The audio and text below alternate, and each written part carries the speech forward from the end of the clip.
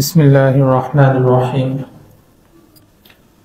الحمد لله والصلاة والسلام على من لا نبي بعده وعلى آله وأصحابه ومن تبعهم بإحسان إلى يوم الدين أما بعد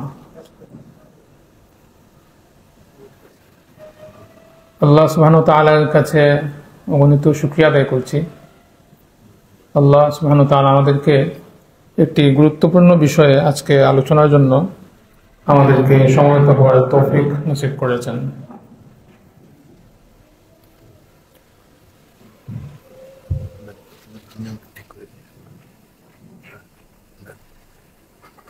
এবং পাশাপাশি এই প্রতিষ্ঠানের কর্তৃপক্ষের কৃতজ্ঞতা আদায় করছি, বিশেষ করে মুহতারাম মিজানুর রহমান সাহেব দামাত বারাকাতুহুম অত্যন্ত আন্তরিকতার সাথে এই প্রোগ্রামগুলো আয়োজন করে যাচ্ছেন এবং আজকের এই হালাকার প্রাণতুল্য উপস্থিত সুধীমণ্ডলী এবং দিনী ভাই সকলের প্রতি কৃতজ্ঞতা আদায় করছি এই হালাকাকে সামনে অগ্রসর করার ক্ষেত্রে আপনাদের সহযোগিতার জন্য। আজকে যে আলোচ্য বিষয় আমাকে মুহতারাম দিয়েছেন অত্যন্ত গুরুত্বপূর্ণ এবং সময় উপযোগী একটি আলোচনা। বর্তমান বাংলাদেশে এই ফ্যাসিস্টের যুগের সমাপ্তির পরে এই বিষয়টি অনেক বেশি আমাদের সামনে স্পষ্ট হয়েছে যে বাংলাদেশে ইসলামী ব্যাংকিং সেক্টরে যে দুর্বৃত্তায়ন হয়েছে সেটি কত গভীর ক্ষত তৈরি করেছে বাংলাদেশের ইসলামিক ব্যাংকিং সেক্টরে। এই বিষয়টি আপনারা একদিক থেকে আঁচ করেন, আমরা যারা এই ইন্ডাস্ট্রির সাথে জড়িত আমাদের কাছে উপলব্ধি আরেকটু ইনডেপথ উপলব্ধি আমাদের। তো এই পরিবর্তিত পরিস্থিতি বাংলাদেশের যে ব্যাংকিং ব্যবস্থাপনা এখন যে অবস্থায় আছে, ইসলামিক ব্যাংকিং ব্যবস্থাপনা কি অবস্থায় আছে, কেন হলো এবং সেখান থেকে উত্তরণ উপায় কি, বিশেষত আমরা যারা সাধারণ মানুষ আমরা ডে টু ডে আমাদের বিজনেস ডিলিং, ব্যাংকিং কন্ডাক্ট, আমাদের জব, আমাদের ইনভেস্টমেন্ট এই সকল ক্ষেত্রে এই পরিবর্তিত পরিস্থিতিতে কিভাবে আমরা আমাদের ব্যাংকিং সম্পর্ককে সোফার শরিয়ার সাথে অ্যালাইন করে আমরা চলতে পারি, আলটিমেট এই জায়গাটাতে আমাদের আজকে ডিসকাশন করার মূল লক্ষ্য। আলোচনার শুরুতে আমি আমার সংক্ষিপ্ত পরিচিতি দিয়ে দিচ্ছি। ব্যাংকিং সেক্টরের সাথে আমার যে সম্পৃক্ততা, বর্তমানে সোশ্যাল ইসলামী ব্যাংক শরিয়া বোর্ডের চেয়ারম্যান হিসাবে কর্মরত আমি আলহামদুলিল্লাহ। আরেকটি ব্যাংক তারা সম্প্রতি ইসলামী হওয়ার জন্য উদ্যোগ নিয়েছে, কনভেনশনাল ব্যাংক কিন্তু এখন তারা ইসলামী হবে। এই ব্যাংক কিভাবে ইসলামী হবে, ইসলামী হওয়ার জন্য তার যেসব উদ্যোগ নেওয়া দরকার, যেসব পরামর্শ নেওয়া দরকার, এর জন্য ওই ব্যাংকের পরিচালনা পরিষদ থেকে আমাকে শরিয়া কনসালটেন্ট হিসাবে নিয়োগ দেওয়া হয়েছে। ব্যাংকটা হলো কমিউনিটি ব্যাংক, অনেকে হয়তো জানেন কমিউনিটি ব্যাংক বাংলাদেশ পিএলসি, পুলিশদের যে ব্যাংকটা। মেঘনা ব্যাংক এর ইসলামী উইং আছে, ওটা শরিয়া বোর্ডের সদস্যপদ আছে। এর আগে বেঙ্গল কমার্শিয়াল ব্যাংকে দীর্ঘদিন মেম্বার সেক্রেটারি হিসেবে কাজ করেছি শরিয়া বোর্ডে। এত হলো ব্যাংকিং সেক্টর।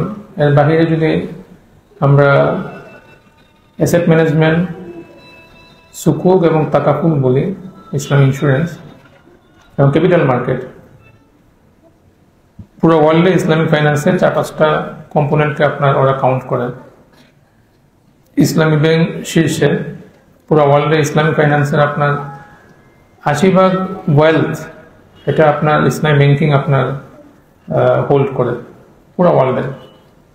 আর বাকিগুলো হলো আপনার এই আমি যেগুলো বললাম, asset management, capital market, Islamic capital market, ICM, সুকুক আছে। তো এই প্রত্যেকটা সেক্টরে আলহামদুলিল্লাহ আমার কাজ করার সুযোগ হচ্ছে। সুকুক হয়তো আমরা তো জানি অনেকে, সুকুক হলো আপনার গভর্নমেন্ট যে বন্ড, ট্রেজারি বন্ড বলেন বা এমনি যে বন্ড, এই বন্ডের আসলে একটা ইসলামিক বিকল্প ইনস্ট্রুমেন্টের নাম হলো সুকুক, SUKUK। আমাদের বাংলাদেশে কোভিডের একদম শেষের দিকে 2020 থেকে 20-এর ডিসেম্বর নভেম্বরে বাংলাদেশ সরকার গভর্নমেন্ট আপনার সুকুক ইস্যু করে। এই সুকুক বাংলাদেশ ব্যাংক সরকারের যে সুকুকটা বাংলাদেশ ব্যাংক থেকে ইস্যু হয়, ওটা একটা টেকনিক্যাল কমিটি আছে বাংলাদেশ ব্যাংকের। গত কিছুদিন আগে বাংলাদেশ ব্যাংকের ডেপুটি গভর্নর আমাকে ওই টেকনিক্যাল কমিটিতে অনবোর্ড করেন। ব্রেক EPL বাংলাদেশে একটা ইনভেস্টমেন্ট কোম্পানি, তারা বিভিন্ন সুকুকের অ্যাডভাইজারি রুল দিয়ে থাকে, অ্যাডভাইজারিতে কাজ করে। আমি তাদের শরিয়া অ্যাডভাইজার ইন সুকুক ইস্যুয়েন্স। অ্যাসেট ম্যানেজমেন্ট কোম্পানির ক্ষেত্রে এজ আলামিন শরিয়া, কনজিউমার ফান্ড, CWT, সন্ধানী, এই একাধিক জায়গায় শরিয়া অ্যাডভাইজার হিসেবে আছে অ্যাসেট ম্যানেজমেন্ট কোম্পানিতে। ইসলামিক ইন্স্যুরেন্সও একাধিক জায়গাতে আছে, আমি আর লম্বা করছি না। পাশাপাশি ইস্টার্ন ইউনিভার্সিটির অ্যাসোসিয়েট প্রফেসর হিসেবে ইসলামিক তাকাফুল এবং ফাইন্যান্সের অধ্যাপনার সাথেও সম্পৃক্ত এবং মালিবাগ জামিয়া শরিয়ার ফতোয়া বিভাগে ডেপুটি মুফতি, সহকারী মুফতি হিসেবে কর্মরত। এবং আমাদের একটা শরিয়া কনসালটেন্সি ফার্ম আছে, যেমনটি আমি আগে বলেছি যে IFA কনসালটেন্সি বাংলাদেশের একমাত্র শরিয়া কনসালটেন্সি ফার্ম, যেখান থেকে বিজনেস এবং কর্পোরেট সকল সেক্টরে শরিয়াকে ওন করার জন্য এবং শরিয়াকে ইন্টিগ্রেট করার জন্য যে শরিয়া কনসালটেন্সি সার্ভিস, সেটা ওখান থেকে দেওয়া হয়। ইসলামিক ফাইন্যান্সে AUFI থেকে সর্বোচ্চ সার্টিফিকেট CS AA বাংলাদেশের প্রথম আলহামদুলিল্লাহ সার্টিফিকেট গ্রহণ করার সুযোগ হয়েছে। আমি আর লম্বা করছি না। তো আজকে যে আলোচনাটা, আমি এটার জন্য একটা প্রস্তুতি নিয়েছি যে আমি আজকে কি আলোচনা করব। তো এই আলোচনাটাকে আমি যেভাবে সাজিয়েছি, 5টা পর্ব দিয়ে আমি আজকে আলোচনা সাজিয়েছি। প্রথম পর্ব হলো বাংলাদেশের অর্থনীতিতে ইসলামী ব্যাংকিংয়ের বর্তমান অবস্থান এবং গুরুত্ব। দ্বিতীয় পর্ব হলো এই ব্যবস্থাটি কতটা ভঙ্গুর বা কি কি চ্যালেঞ্জের সম্মুখীন। তৃতীয় হলো এই সংকট বা ভঙ্গুর অবস্থার পেছনে মূল কারণগুলো কি। 4 নম্বর হলো উত্তরণের জন্য বাংলাদেশ ব্যাংক এবং অন্যদের করণীয় কি।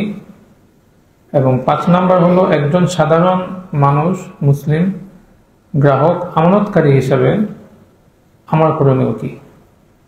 আলটিমেট এই জায়গাটাতে আমরা আসলে টাচ করতে চাই।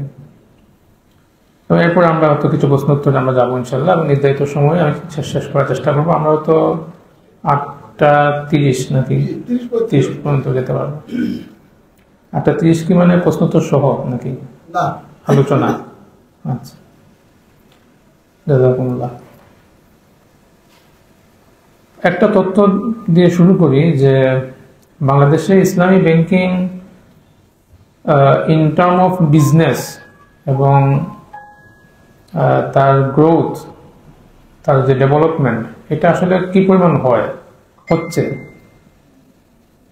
এই বিষয়ে বাংলাদেশ ব্যাংক থেকে প্রতি কোয়ার্টারে 3 মাস 4 মাস অন্তর একটা স্বতন্ত্র রিপোর্ট প্রকাশ করা হয়। এবং এই রিপোর্টটা মূলত একটা ডকুমেন্টস, যেখান থেকে আপনি বাংলাদেশে ইসলামী ব্যাংকিং এর অবস্থানটা কোথায়, কি হচ্ছে, তার ডিপোজিট কেমন, তার ইনভেস্টমেন্ট রেশিও কেমন, এই সকল তথ্য সেখানে দেওয়া থাকে। এটা বাংলাদেশ ব্যাংকের ওয়েবসাইটে গেলেই পাওয়া যায়। আমি আজকে আসার আগেও সেটা ডাউনলোড করে নিয়ে এসেছি। Quarterly report on Islam banking Bangladesh, January to March 2025। এই রিপোর্টটা একটা গুরুত্বপূর্ণ দলিল, বাংলাদেশ ব্যাংক নিজে করে এটা, আলাদা ইসলাম ব্যাংকিং বিষয়ে। এই রিপোর্টের আলোকে আমি কয়েকটা জিনিস তথ্য আগে শেয়ার করবো। এর থেকে এই তথ্যগুলো আলোকে আমরা বুঝতে পারবো যে আসলে আমাদের দেশে ইসলাম ব্যাংকিং এর অবস্থানটা কোথায় এবং কি হয়েছে সেখানে।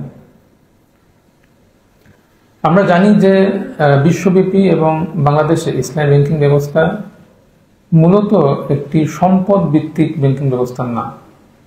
সম্পদ ভিত্তিক মানে হলো এটা অ্যাসেট ব্যাক, মানে ইসলামী ব্যাংকিং টাকার সাথে টাকা লেনদেন করে না, সরাসরি সম্পদের উপর ভিত্তি করে তার লেনদেন হয়। আপনি যখন ইসলামী ব্যাংকে টাকা রাখতে যাচ্ছেন, এটা আপনি তার সাথে ঋণের চুক্তি করছেন না, আপনি তাকে ঋণ দিচ্ছেন না, আপনি নট এ বড়োয়ার, আপনি একজন ইনভেস্টর। আপনি অ্যাজ এ ইনভেস্টর সেখানে আপনি টাকা ইনভেস্ট করেছেন, এটা আপনি বড়োয়ার না, আপনি ঋণদাতা নন। এটাকেই বলা হয় মুদারাবা। ইসলামী ব্যাংকে যাদের অ্যাকাউন্ট আছে, যে ফর্মটা অ্যাকাউন্ট ওপেনিং ফর্ম দেখবেন সেখানে মুদারাবা লেখা থাকে। মুদারাবা দ্যাট মিনস আপনি আসলে ইনভেস্ট করেছেন। আবার দেখেন অপরদিকে যখন আপনি ইসলামী ব্যাংক থেকে, আপনি ইসলামী ব্যাংক বলতে আমি তো বলছি মানে আইবিবিএল কে উদ্দেশ্য করছি না, ইসলামী ব্যাংক থেকে যখন আপনি বিনিয়োগ নিচ্ছেন আপনার বাড়ি করার জন্য, ফ্যাক্টরির মালামাল কেনার জন্য, মেশিন কেনার জন্য, গাড়ি কেনার জন্য, এইটা কিন্তু আপনি আসলে কোনো মহাজন থেকে আপনি লোন নিচ্ছেন না, বরং আপনি তার কাছ থেকে একটা সম্পদের বিপরীতে টাকা নিচ্ছেন। সেই সম্পদ আইদার হয় আপনি বাইসেল মোডে যাচ্ছেন, অর আপনি লিজিং মোডে যাচ্ছেন, এই দুটোই, এর বাহিরে আর কিছু নেই। থিওরিক্যালি আরেকটা ছিল, সেটা হলো পার্টনারশিপ মোড, বাট সেটা বাংলাদেশে আন্ডার 1%। এটা বেশিরভাগ 80% হলো আপনার এগুলো বাইসেল মোডের মধ্য দিয়ে আপনি আসলে ইনভেস্টমেন্ট ফেসিলিটি গ্রহণ করছেন। তাহলে দেখুন একটা বড় পার্থক্য, যে কনভেনশনাল ব্যাংকের সাথে সাধারণ ডিপোজিটরের সম্পর্ক হয় ঋণ দেয়া বিপরীতে সুদ নেয়া। ইসলামী ব্যাংকিং এ ডিপোজিটরের সম্পর্ক হয় ইনভেস্ট করা, প্রফিট গ্রহণ করা বিপরীতে। কনভেনশনাল ব্যাংকিং থেকে যখন আপনি ফাইন্যান্স নিচ্ছেন, আপনি আসলে মহাজন থেকে সুদে ঋণ নিচ্ছেন। ইসলামী ব্যাংকিং এ আপনি যখন ফাইন্যান্স নিচ্ছেন, আপনি আসলে তার কাছ থেকে অ্যাসেট ভিত্তিক, সম্পদ ভিত্তিক বিনিয়োগ গ্রহণ করছেন। এইটা কোনো ঋণ নয়, কোনো মহাজনী কারবার নয়, এটা একটা বাস্তবতা। এবং এটাই আসলে ইসলামী ব্যাংকিং এর পুরো বিশ্বে কনভেনশনাল ইসলামী ব্যাংকিং মূল পার্থক্যটা এই জায়গাতে। এই পার্থক্য কিভাবে মুছে দেওয়া হয় এবং কিভাবে মুছে দেওয়া হয়েছে, এটা একটা মর্মান্তিক ইতিহাস বাংলাদেশে। আমি আজকে আপনাদের সাথে আমার ব্যাকগ্রাউন্ডটা বলার উদ্দেশ্য ছিল এটাই, যেন আপনার কথাগুলো আমি যেগুলো বলছি সেগুলো যে আমি আমার অভিজ্ঞতা আলোকে বলছি সেটা আপনাদের নিশ্চিত করেন।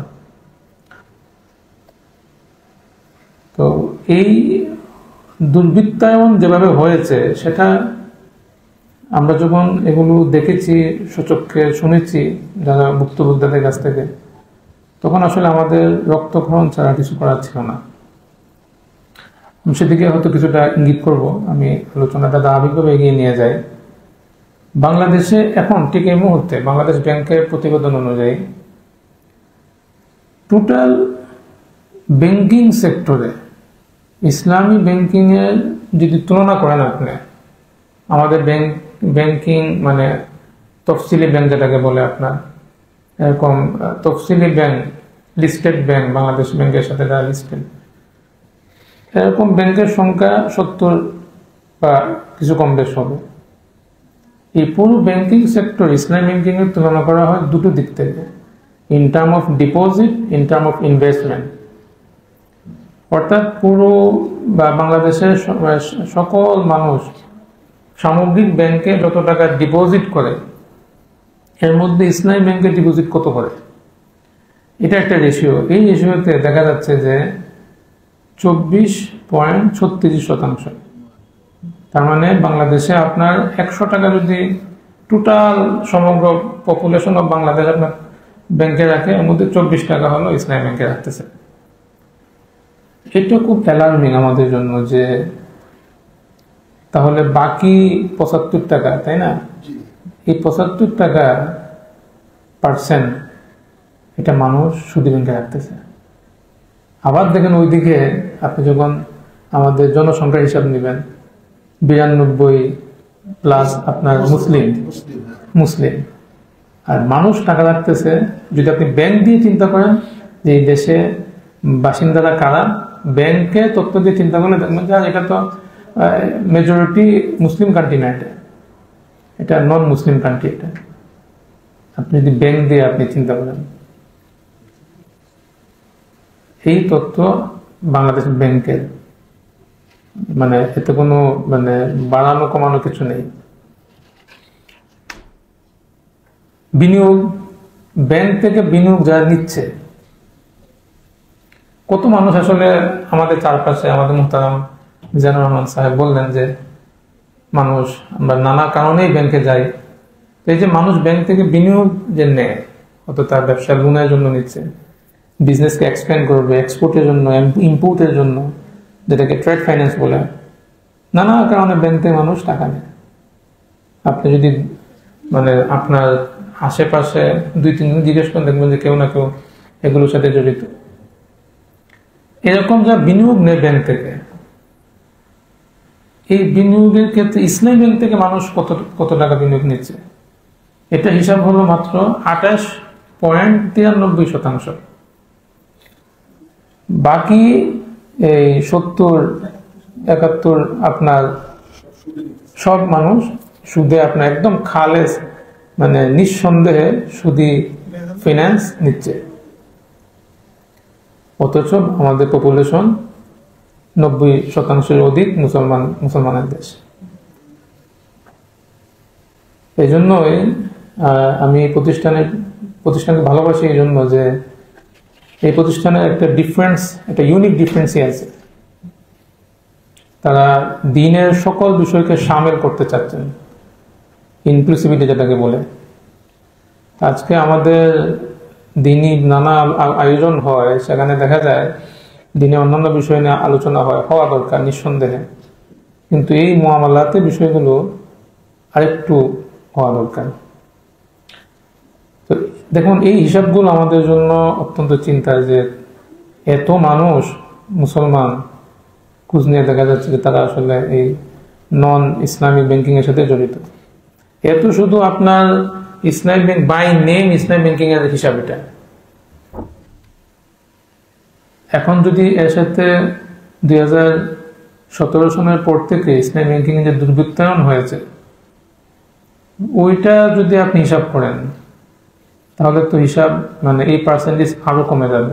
মানে আমি আরেকটু যদি খুলে বলি, আমরা যে 24-28 বললাম, এটা হলো ইসলামী ব্যাংকিং নাম দিয়ে হিসাব করা হয়েছে, কিন্তু বাস্তবেই এই ভাই যে ইসলামী ব্যাংক থেকে বিনিয়োগ নিয়েছেন, সেটা আসলে সুসম্মত বিনিয়োগ হয়েছে কিনা, এই প্রশ্ন উত্তর যদি আপনি খুঁজতে যান, তাহলে এটা আপনার 1-2% চলে আসবে।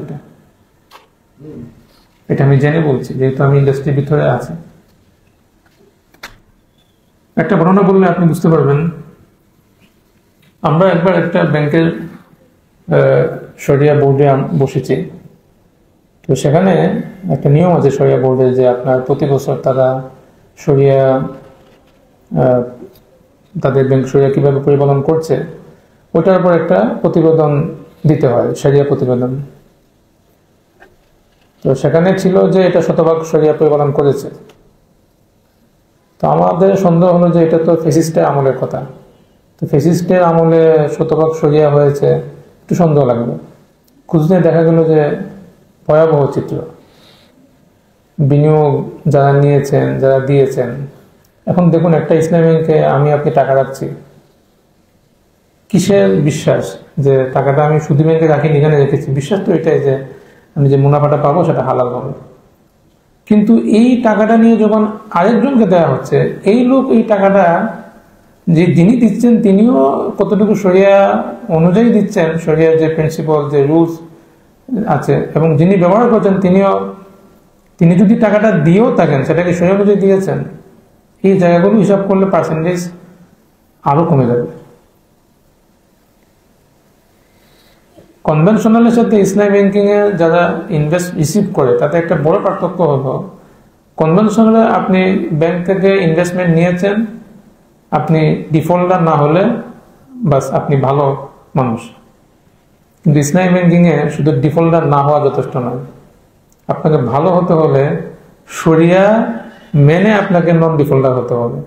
শুধু টাকা ব্যাক করা যথেষ্ট নয়। এখানে পার্থক্যটা খেয়াল করেছেন? ইসলামী ব্যাংক থেকে ইনভেস্টমেন্ট নিয়েছে কেউ, সে বলল ভাই আমি তো ভালো মানুষ, আমি তো টাকা মেরে দিচ্ছি না, আমি তো টাকা ব্যাক করছি, যথেষ্ট নয়।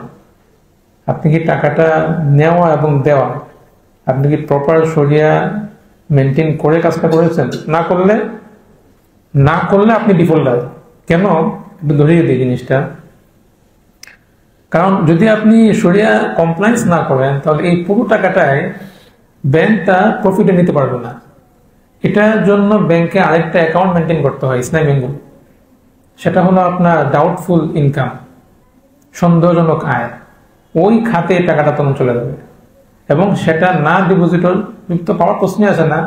যারা আপনার পরিচালনা পরিষদ তাদের আয় থেকে সেটা মাইনাস হয় তখন।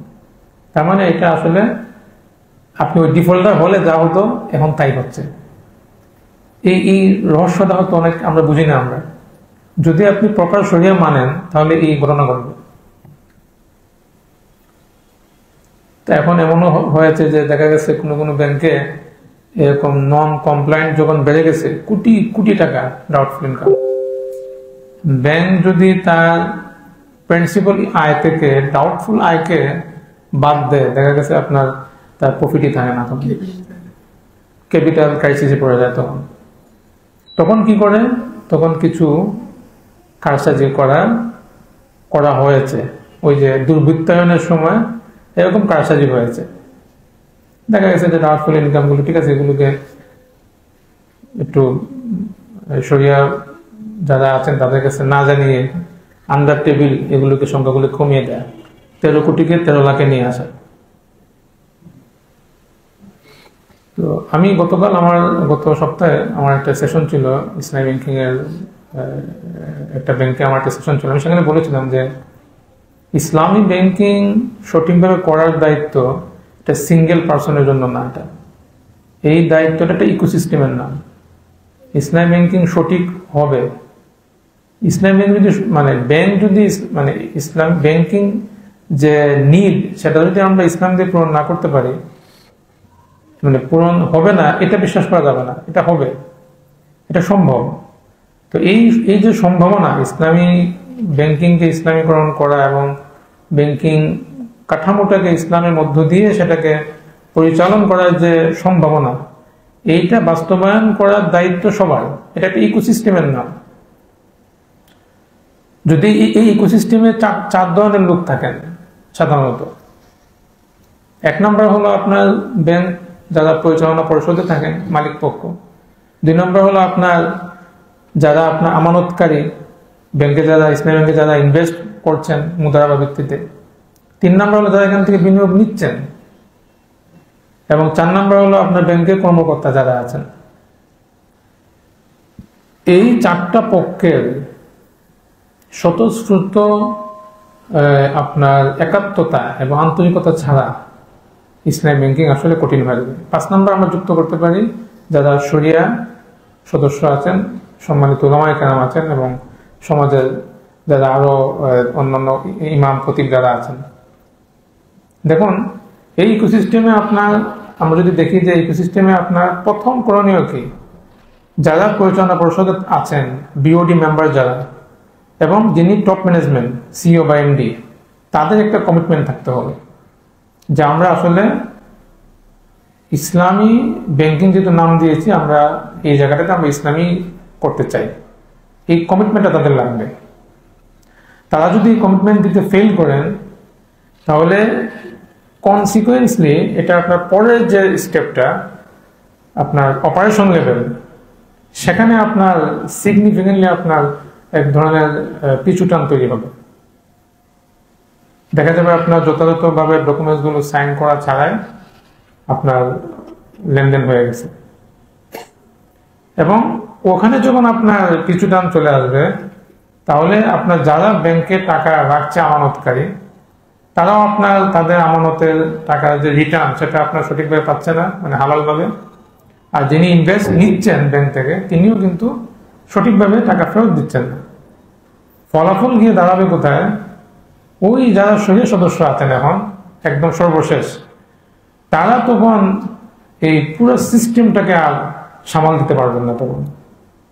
তখন দেখা যাবে ম্যানেজমেন্ট শরিয়া সদস্যদের কাছে লুকোচুরি করার প্রবণতা, ইস্যুগুলো ওইটা বাদ দিয়ে ওই ইস্যুটা দেন, ওটা দেন, সব তথ্য দিয়েন না, মানে রাগ ডাক করার একটা চেষ্টা। এবং কোনোভাবে আপনার মিটিংগুলো 4টা মিটিং করতে হয় নিয়ম অনুযায়ী, 4টা করলে হয়ে গেল। আলটিমেট টাকাগুলো হয় পাচার হবে, আর যদি থাকেও নন কমপ্লায়েন্ট হয়ে থাকবে। তাহলে এবার বলুন যে এই ইকোসিস্টেমে প্রত্যেকের দায়িত্ব ইসলামী ব্যাংকিংটাকে অন করা এবং এই ব্যাপারে সচেতন হওয়া। আমি কয়েকটা উদাহরণ দিই, তাহলে বিষয়গুলো আর একটু বুঝতে সুবিধা হবে।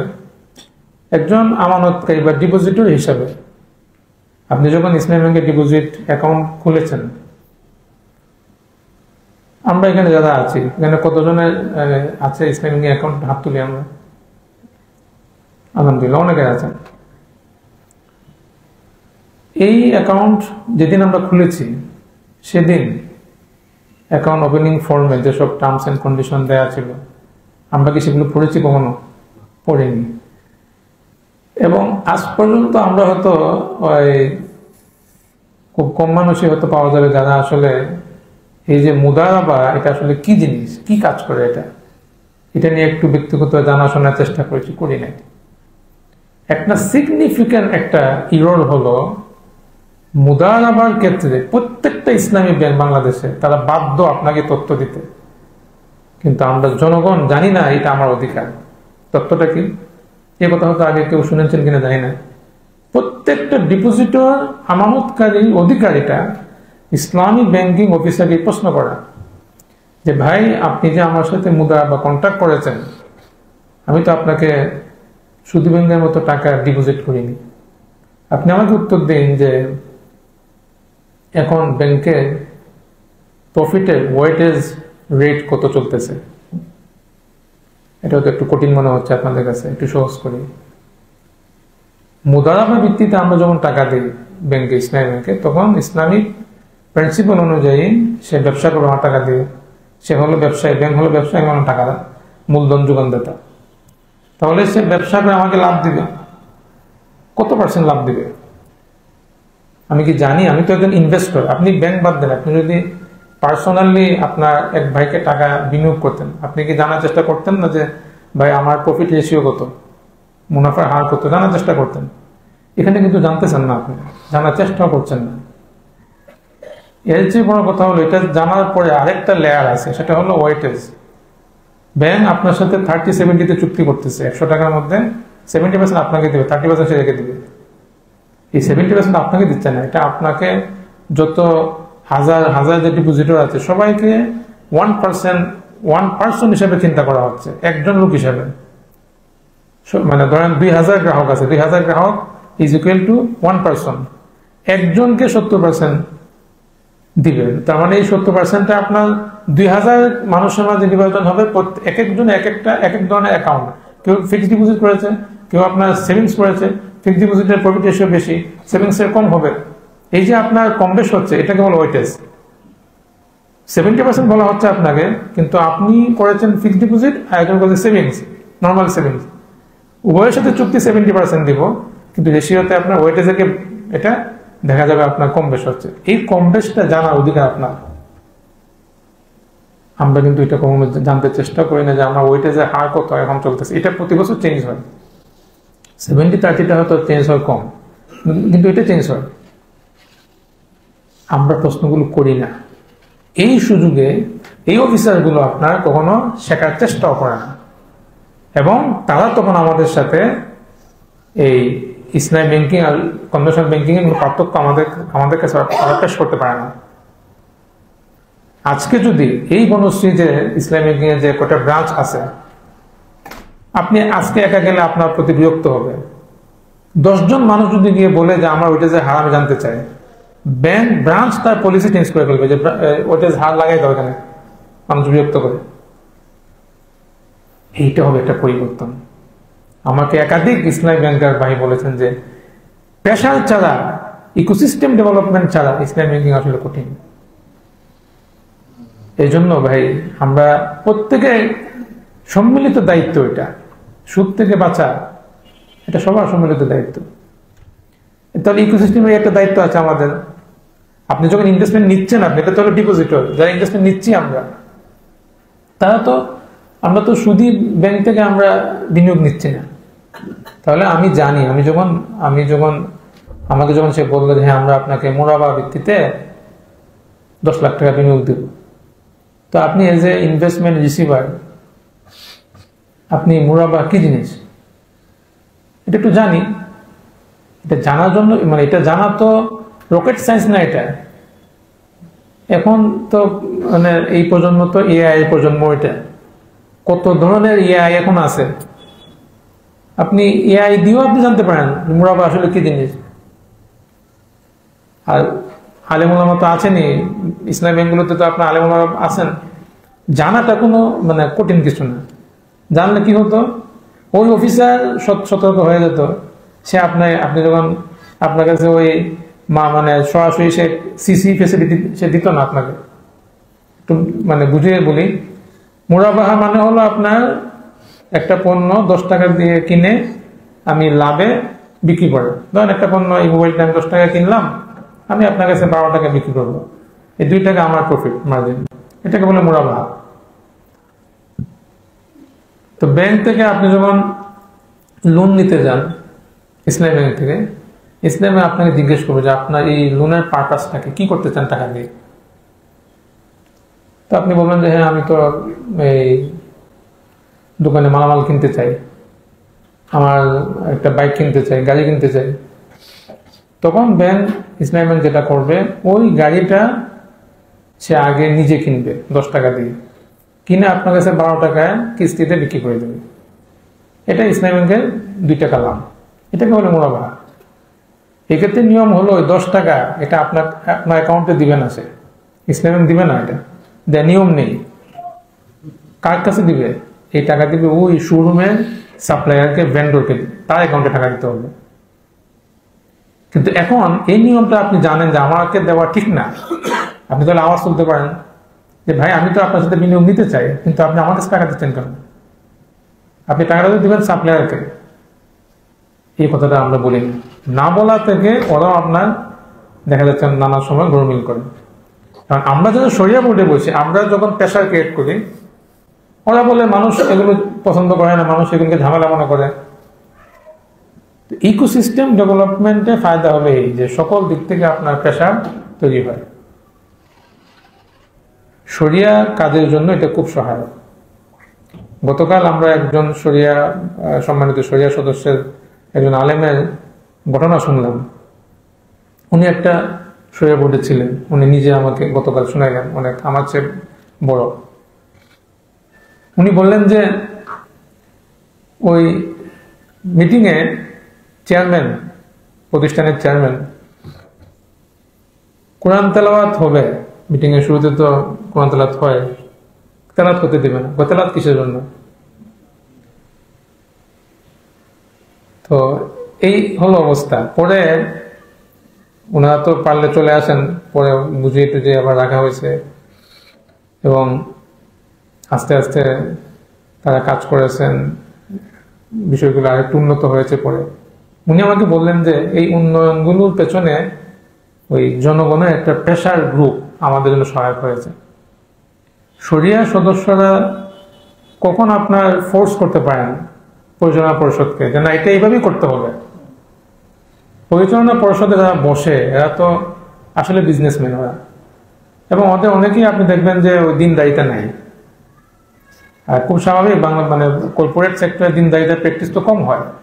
আর দুঃখজনকভাবে অনেকেই মনে করেছে যে ইসলাম হলো হজ উমরা করা, বিজনেস তো এটা আউট অফ ইসলাম, এরকম ধারণা অনেকের মধ্যে কাজ করে। আবার অনেকে তো আপনার এরকম ধারণা করে বসে আছে যে রিবা বা সুদ এটা কমার্শিয়াল সেক্টরে লোনে রিবা প্রয়োগ হয় না। রিবা হলো আপনার ওই নন কমার্শিয়াল ট্রানজাকশনে রিবা হয়, সুদ হয়। এটা অবাস্তব না। গতকাল বড় এক বিজনেসম্যান, সে তার সাথে আমার এরকম ডিবেট, সে বলে যে রিবা বা সুদ এটা কমার্শিয়াল ট্রানজাকশন হয় না, কমার্শিয়াল ট্রানজাকশনে রিবা নাই। তো এরকম কত মানুষ, এখন তাদেরকে যখন শরিয়া সদস্য জন্য সহজ কি যে ভাই আপনি যে প্রোডাক্টটা লঞ্চ করেছেন এটা মানুষ এইভাবে হইলে নিবে না, নিবে না, তাদের জন্য এটা বলা সহজ। এই জন্য আমরা যারা সাধারণ মানুষ আমাদের এই Islamic banking terms, Islamic banking policy খুব বেশি না। আপনার ধরেন তাদের যে বিনিয়োগ পদ্ধতিগুলো আছে মুরাবা, বায় মুআজ্জাল, মুশারাকা, এগুলো নিয়ে একটু পড়াশোনা থাকলে, অনেক বইপত্র আছে, আমার নিজেরও বই আছে, ইউটিউবে আপনারা হয়তো সার্চ দিলে পাবেন, এআই দিয়ে আপনি পাবেন, কিছুটা ধারণা নিয়ে রাখা এবং ইসলামিক ব্যাংকগুলোতে যারা অফিসাররা আছেন তাদেরকে জিজ্ঞেস করা, প্রশ্ন করা। এই সচেতনতাটা যত বাড়বে তত আমাদের ফায়দা হবে। আর যারা ইসলামিক ব্যাংকে আছেন তাদের জন্য তো এগুলো শিখতে হবে, ট্রেনিং লাগবে। শরিয়া সদস্যদের আপনার একটা সংকট আছে বাংলাদেশে। আমরা হয়তো অনেক মাদ্রাসা আছে আমাদের, ইসলামিক ফাইন্যান্স ব্যাংকিং শেখার জায়গা কোথায় বাংলাদেশে? আমরা যে বলি যে আমাদের এই কারা আসলে ইসলামিক ব্যাংকিং ফাইন্যান্সে আপনার শারিয়া লিডারশিপ কারা দিবে, সেই জনবল তৈরির চেষ্টা তো আমাদের মধ্যে নেই। সম্প্রতি আপনার বাংলাদেশ ব্যাংক থেকে একটা নিয়ম শীঘ্রই আসতেছে যে একজন আলেম 3টা ইসলামী ব্যাংকের শরিয়া বোর্ডের সর্বোচ্চ 3টাতে বসতে পারবেন।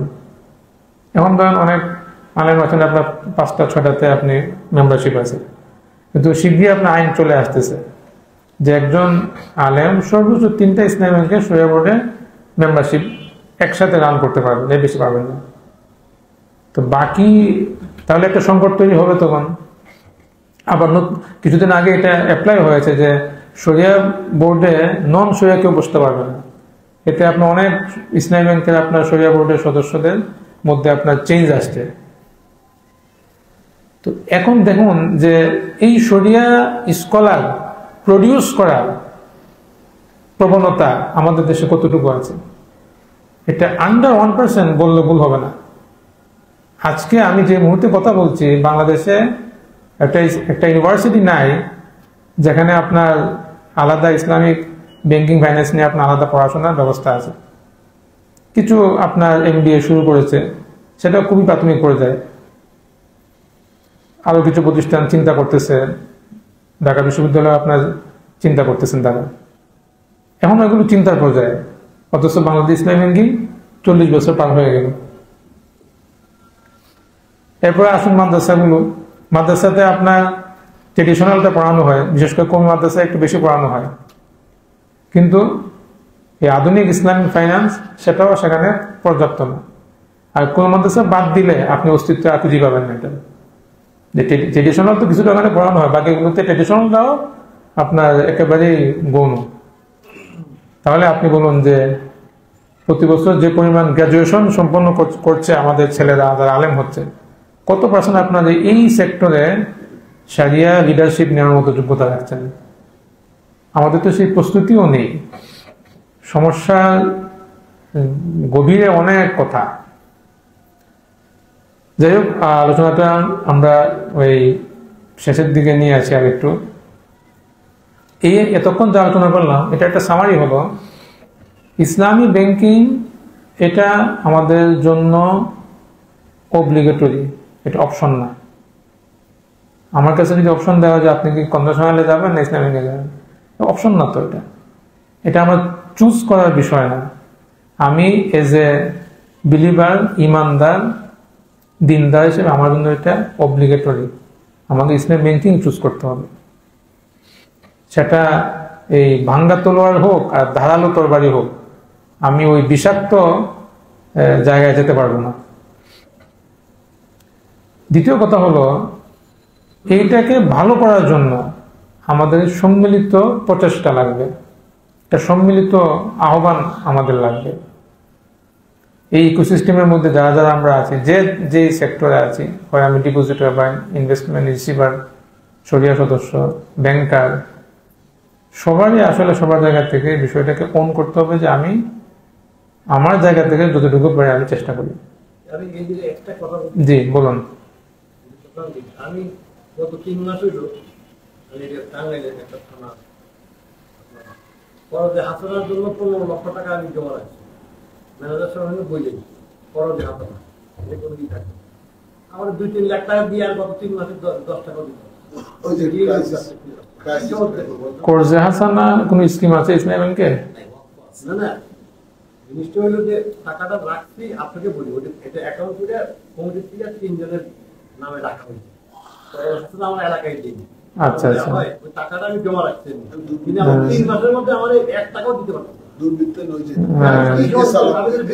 মানুষের দরকার জি, আমার সিস্টেম হলো আমি মাসে একজন 25,000 টাকা বলতে হাইস্ট দিব জি জি, এইভাবে আমি 16 লাখ টাকা রাখি জি, প্রতি দরখাস্তকারীকে আমরা হাইস্ট 25,000 টাকা দিব এবং 3 মাসের জন্য দরখাস্ত করে নিতে অনেক টাকাই দিতে হবে, টাকাই দিতে হবে, একদম সত্য কথা, একবার টাকা জমা রাখতে হবে। হ্যাঁ, আমি গেলে এখন লজ্জায় পাচ্ছি আমার লোকজন যারা হ্যাঁ 5 টাকাও দিতে পারবে না। হ্যাঁ, এটা একদম সত্য। এই ঘটনা রাখলাম তখন বললো মাঝে মধ্যে আপনি যদি চান আপনি তাই 5 লাখ, হ্যাঁ এখন 500 টাকা দিতে হবে। এই ঘটনা আপনার এখানে না, ওই কয়েকটা ব্যাংকে 4টা ব্যাংকে আপনার 4 থেকে 5টা ইসলামী ব্যাংকে আপনার এই ঘটনা ঘটেছে। এখানে একটু বলি, একটু ক্লিয়ার করি, এই 4-5টা ব্যাংক যেসব ব্যাংক আপনার ভিতর থেকে আপনার লিকুইডিটি ক্রাইসিসের মধ্যে পড়ে গিয়েছে এখন, এবং যে কারণে আপনার 4-5টা ব্যাংকে আপনার মার্জ করার আলোচনা উঠেছে। আমরা অনেক সময় সাদা চোখে দেখি, যেটা চিন্তা করি যে এই ব্যাংকটা আপনার আমার টাকা দিতে পারছে না, টাকা নিয়ে গেছে, যে টাকা আমি রেখেছি জমা, এখন আমার টাকা ব্যাক করতে পারছে না, তাহলে এটা কিসের ইসলামী হলো? তো সাধারণ মানুষের এই ক্ষোভটা তৈরি হচ্ছে। তো যেহেতু ইন্ডাস্ট্রিতে দীর্ঘদিন যাবৎ আমরা কাজ করতেছি, এই ক্ষোভটা বাস্তব, কিন্তু এই ক্ষোভটা আপনি কার উপর ফেলবেন ওটা নিয়ে আমাদের একটু ভিন্ন বক্তব্য আছে। মানে ক্ষোভটা বাস্তব, ক্ষোভ হওয়াটা মানে আপনার মধ্যে রাগ হওয়াও আপনি লজিক্যাল, কিন্তু রাগটা কার উপর আমি করব?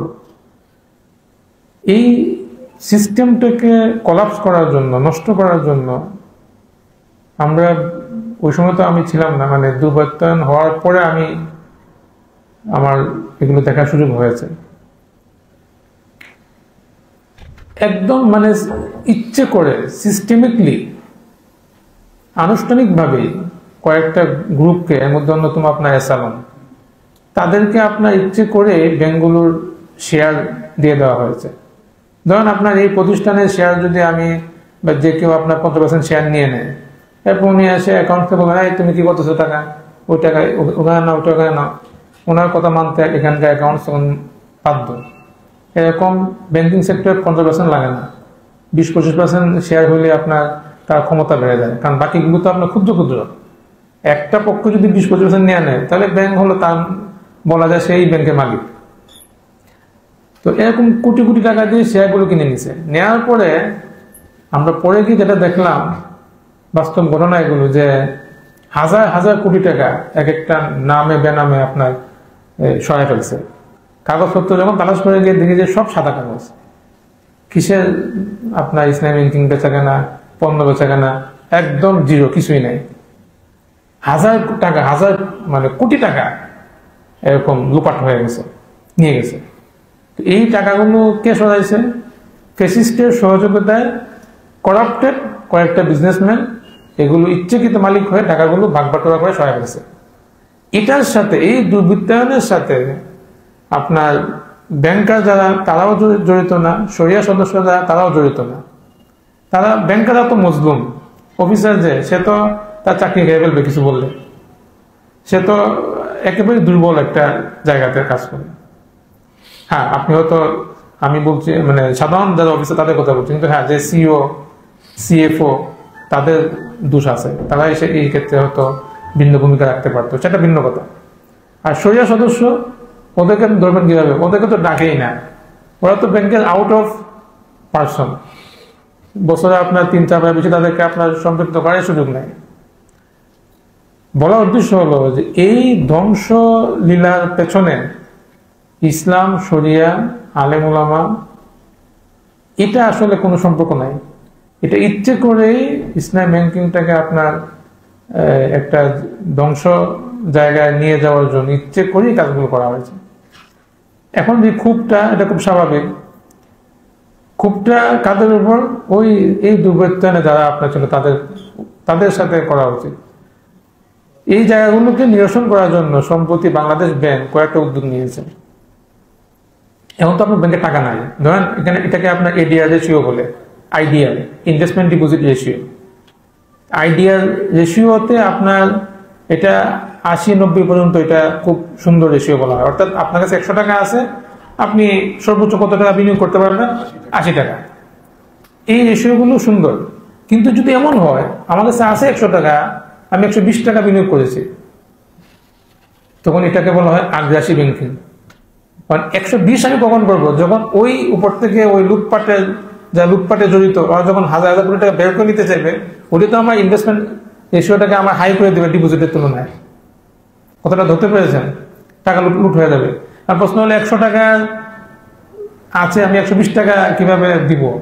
ওটা দেওয়ারও পদ্ধতি আছে। একটা তো আপনার ব্যাংকিং মানি ক্রিয়েশন হয়, আরো কিছু পদ্ধতি আছে। আপনার ওই বাংলাদেশ ব্যাংক থেকে আপনার ঋণ নিবে, যেটাকে আপনার রিপু বলে। রেপুর আপনার ইসলামী আলাদা ইনস্ট্রুমেন্ট আছে। ওইভাবে আপনার বাংলাদেশ ব্যাংক থেকে টাকা নিয়ে নিবে।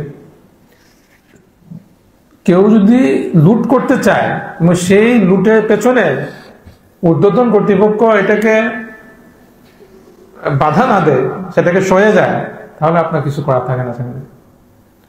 এই কাজগুলো আপনার গত আমলে আপনার দীর্ঘদিন যাবত এগুলো হয়েছে, যার ফলে 4-5টা ব্যাংক একবারই আপনার পথে বসে যাওয়ার মতো অবস্থা।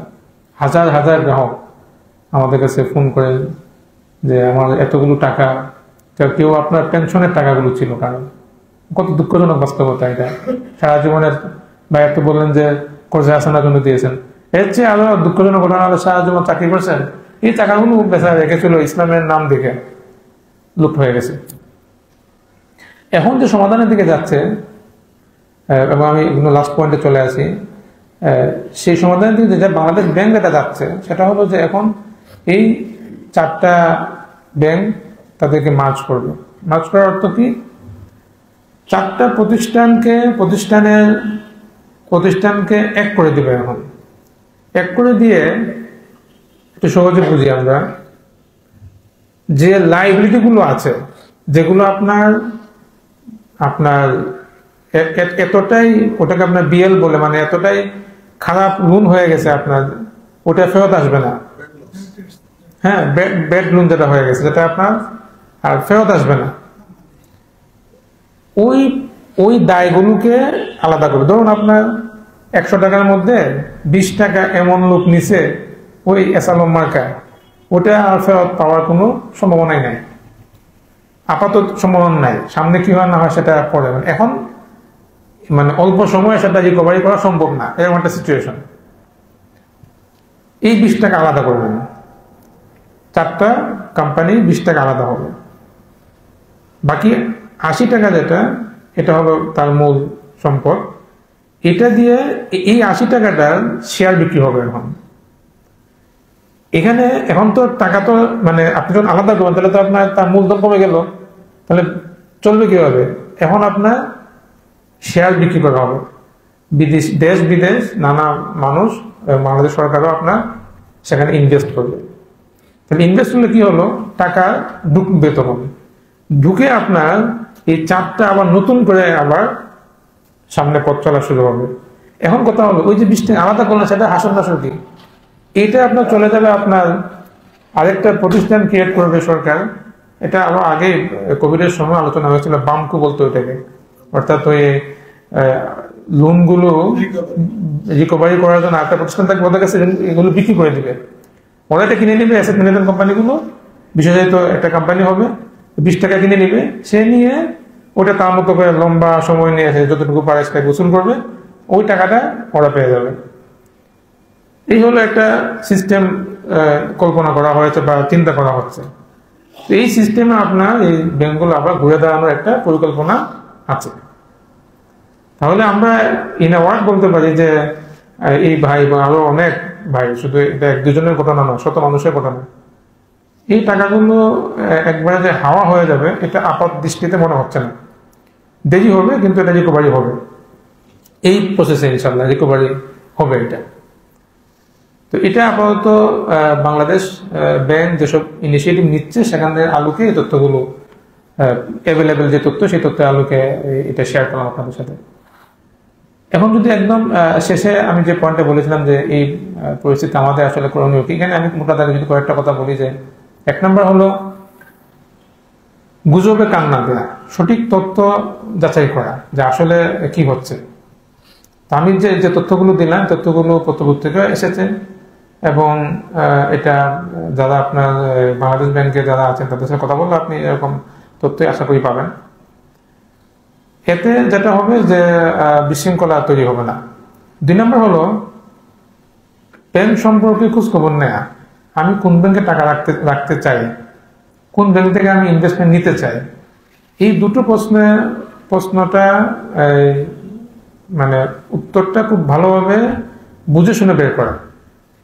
মানে আমার বাসার পাশে ইসলামী ব্যাংক আছে, আমি সেখানে চলে যাব, এই চিন্তাটা না করে, এবং এটা চিন্তা করা দরকার যে ফাইন্যান্সিয়ালি সাউন্ড, ফাইন্যান্সিয়ালি হেলথ ভালো কার, কোন ইসলামী ব্যাংকে ভালো, এটা একটা কনসিডারেশনে রাখা।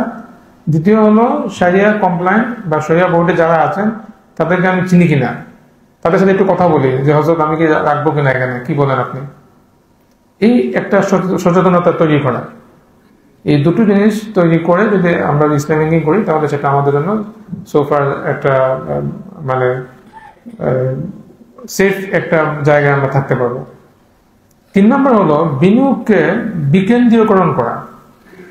আপনি যে বিনিয়োগটা আপনার আছে, এই বিনিয়োগটাকে আপনি এই টাকাগুলো সব টাকা একটা ব্যাংকে রাখবেন না, এটাকে আপনি ডিসেন্ট্রালাইজ করেন। আপনার যদি ধরেন 10 লাখ টাকা থাকে, আমরা অনেকে মনে করি যে আরে এত ঝামেলা কি করব, একটা ব্যাংকে টাকা রেখে দিই, এই কাজ না করো। এটাকে আপনি স্লট করে কম্পারেটিভ যে ওই আগে যা বললাম ওই অনুযায়ী যে কটা ভালো হয় 2-3টা ব্যাংকে রাখেন, এবং যখনই দেখবেন যে কোনো একটাতে সমস্যা হয় তাহলে আপনি সহজে ওনাদের ব্যাক করতে পারবেন। বিপদে পড়ে যায় কখন, যখন আমরা দেখি যে সবগুলো আমরা একটাতে মেনটেন করতেছি, তখন যখন কলাপস হয় তখন আমার জন্য এটা খুব মানে কঠিন হয়ে যায়। এবং এই ঘটনায় বেশি হয়েছে তাদের ক্ষেত্রে যারা আসলে এই ধরনের সিদ্ধান্তটা নিয়েছিল যে একটা ব্যাংকে আমি সব করতেছি। তো এটা আমার মনে হয় এবারে যদি আমরা আমাদের স্ট্র্যাটেজিক্যাল একটা সিদ্ধান্ত নিই তাহলে আমাদের জন্য সোফার ভালো হবে ইনশাল্লাহ। 4 নম্বর হলো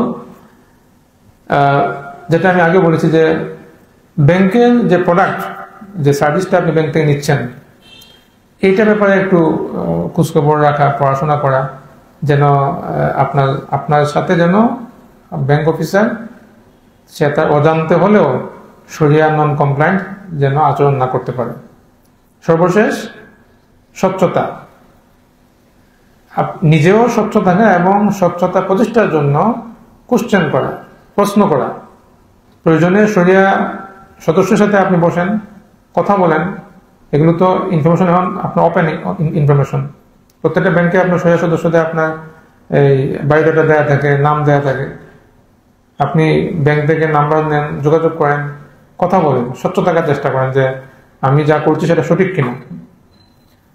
তো এইভাবে যদি আমরা এই পরিবর্তিত যে পরিস্থিতি এখন বাংলাদেশে চলমান ইসলামী ব্যাংকিং এ, তাহলে আশা করি আমরা একটা সেফ একটা জায়গায় আমরা সোফা থাকতে পারবো। আমি আলোচনা যদি 1 মিনিটের মধ্যে যদি পুরো আলোচনা সামারি করি, তার সামারিটা হবে এরকম যে বাংলাদেশে ইসলামী ব্যাংকিং এটা শুধু বাংলাদেশে বলে কথা নয়, পুরো ওয়ার্ল্ডে মুসলমানদের কাছে ইসলামী ব্যাংকিং এটা একটা অপশনের ব্যাপার না, এটা আমাদের জন্য একটা অব্লিগেশন।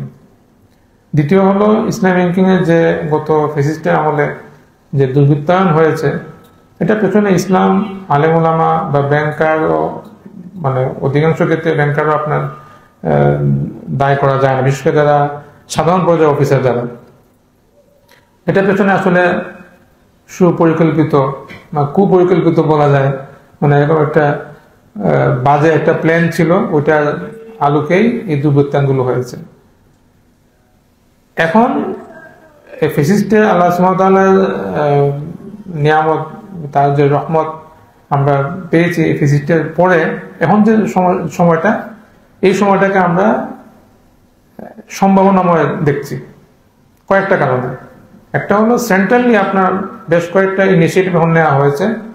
যেমন একটা যদি বলি, যেহেতু সময় শেষ, ইসলামী ব্যাংকগুলোকে বাংলাদেশ ব্যাংক আলাদাভাবে ট্রিট করার জন্য, এটা আসলে শরিয়া মানছে কিনা নাকি নামে শরিয়া কথা বলতেছে, এগুলো ভালোভাবে যাচাই বাছাই করার জন্য আলাদা ইউনিট করা হয়েছে বাংলাদেশ ব্যাংকের ভিতরে, এটাকে IBRPT বলে। তো এটা একটা এই ফেসিলিটি পরেই কিন্তু হলো এটা। এরকম আরো একাধিক ভালো ভালো উদ্যোগ নেওয়া হচ্ছে এখন, যেগুলো আগে নেওয়া হয় না। ইসলামী ব্যাংকগুলোর শরিয়া বোর্ডগুলো তো আপনার সচেতনতা আগের চেয়ে এখন বেড়েছে। তরুণ যারা আপনার এই আলেম ওলামা আছেন, যারা কাজ করতে পারেন, তারা যুক্ত হওয়ার সুযোগ তৈরি হয়েছে, একটা পরিবর্তন এসেছে। এই জন্য আমি বলছি এটা সম্ভাবনাময়।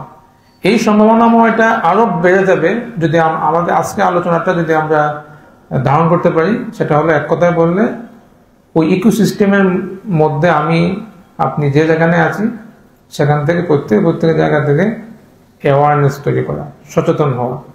এই সচেতনতা হবে এই জন্য যে আমি আসলে রিবার বিরুদ্ধে একজন যোদ্ধা, আমি রিবার বিরুদ্ধে একজন যোদ্ধা, আমি রিবার সুদের বিরুদ্ধে আমি যুদ্ধ করছি। এই মানসিকতা নিয়ে যদি আমরা প্রত্যেক জায়গা থেকে একটু একটু করে সচেতন হই, তাহলে ইনশাল্লাহ এই সম্ভাবনার দুয়ার আরো উন্মুক্ত হবে ইনশাল্লাহ। এবং সর্বশেষ যেটা বলেছি যে বিনিয়োগগুলো সেগুলোকে সেন্ট্রালাইজ না করা, ব্যাংকগুলোর ব্যাপারে খোঁজখবর নেয়া, বিজনেস এবং শরিয়া, এই দুটো যথাসম্ভব খোঁজখবর নিয়ে আমরা যদি করি, তাহলে ইনশাল্লাহ আশা করি আমরা অনেক ক্ষেত্রে আমরা হয়তো বেঁচে থাকতে পারবো। আমি আলোচনাটা এখানেই শেষ করতে যাচ্ছি। আল্লাহ তাআলা আমাদের এই আলোচনাগুলো উপকারী বানিয়ে দিন। ওয়া আখিরু দাওয়ানা আলহামদুলিল্লাহি রাব্বিল আলামিন। হ্যাঁ জি, দু একটা প্রশ্ন, সময় বেশি নিয়ে নিছেন। কারো প্রশ্ন থাকলে ইসলামী ইন্স্যুরেন্স, ইসলামিক ফাইন্যান্স, এগুলো বলে শেয়ার যেটা আছে, এটাতে কি বিসি করা কি যাবে কি? শেয়ার স্টক এক্সচেঞ্জ থেকে দুইটা স্টক এক্সচেঞ্জ আছে বাংলাদেশে, দুইটাই আপনার শেয়ার ইন্ডেক্স আছে। ঢাকাতে একটা যেটা আছে ওইটা হলো আপনার ডাউ জোন্সের শেয়ার ইন্ডেক্স আছে। চিটাগাং যেটা আছে এটা আপনার তাসিস ইন্ডিয়ান। তো আপনি যদি শেয়ার বাজার থেকে স্টক কিনতে চান, শেয়ার কিনতে চান, তাহলে এটা ওই একই কথা, এখানেও আপনি বাধ্য শেয়ার ইন্ডেক্সে যেগুলো আছে সেগুলো কিনা। শেয়ার ইন্ডেক্সে খবর কিভাবে পাবেন আপনি?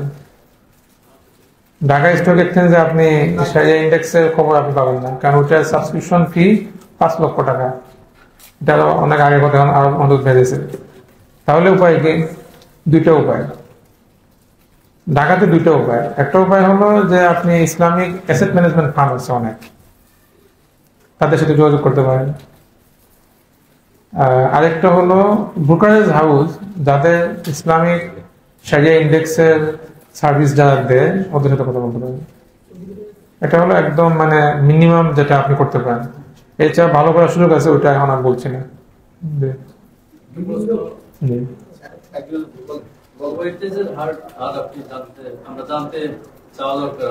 জি, আমি জানলাম ইসলাম ব্যাংকের বর্তমান 65%।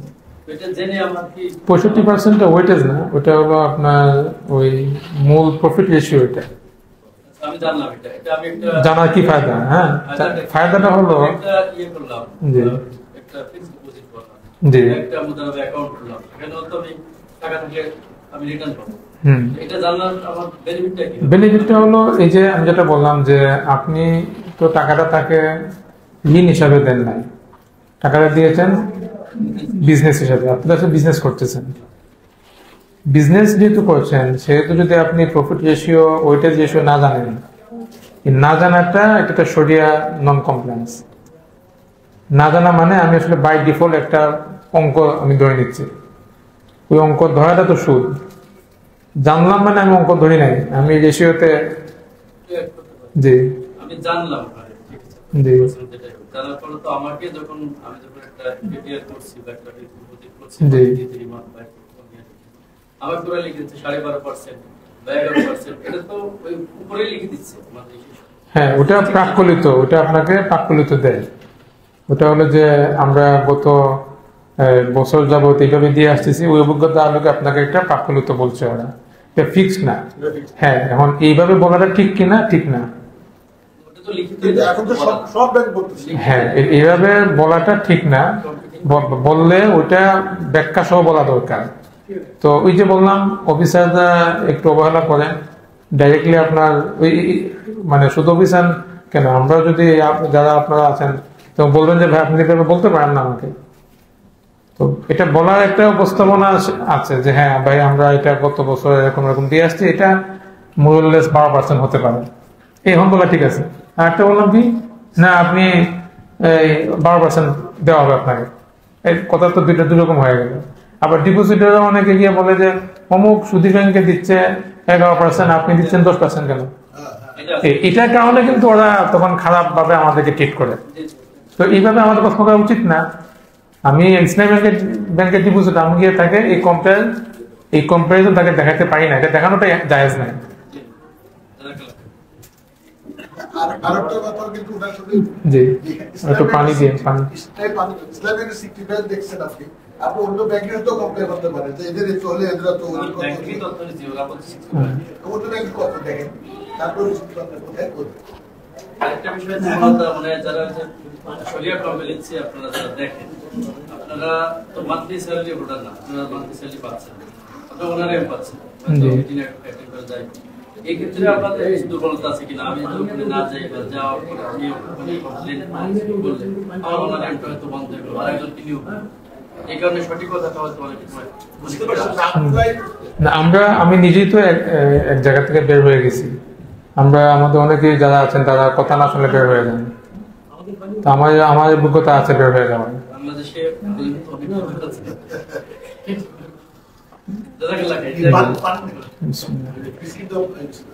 আর এদিকে কোনটা একটা প্রশ্ন করছেন, পরিষ্কার করবো একটা বলেন কি আপনি বলেন। জি ইমরান ভাই বলেন। একটা প্রশ্ন আসছে আমাদের, উনি আসতে পারেন না, আসতে প্রশ্ন করেছেন যে ওনারা এখানে একটা সোসাইটিতে থাকেন, প্রায় 130 জন ফ্ল্যাট আছে, তো তাদের একটা সোসাইটি অ্যাকাউন্ট আছে ব্যাংক এশিয়াতে। আমাদের ভাই আইটি স্পেশালিস্ট উনি বলেছিলেন যে এটা একটা শরিয়া ব্যাংকে ট্রান্সফার করতে অ্যাকাউন্টটা। ওনাদের যে কমিটি তারা বলেছেন যে যেহেতু বাংলাদেশে শরিয়া আইন নাই, সেহেতু এটা ট্রান্সফার করা, অ্যাকাউন্ট ট্রান্সফার করার কোনো প্রয়োজন নাই। এই ব্যাপারে উনি একটু পরামর্শ চাচ্ছেন। এই বিষয়টা অনেকের মধ্যে কাজ করে, এটা একটা ভুল ধারণা যে বাংলাদেশে শরিয়া আইন নেই তাহলে আমরা ইসলামী ব্যাংকিং করা লাগবে না। এটা একেবারেই চরম একটা ভুল ধারণা এবং না জানা থেকে এই ধরনের কথাবার্তা কেউ কেউ মনে করে। দেখুন, শরিয়া দেশে নাই তাই বলে আমি নামাজ পড়ছি না, আমি মুসলমান থাকবো না? আমি কি বলবো যে শরিয়া আইন যেহেতু রাষ্ট্রে নাই তাহলে আমার মুসলমান থাকার দরকার কিনা? তো আমাদেরকে ইসলাম কি বলে?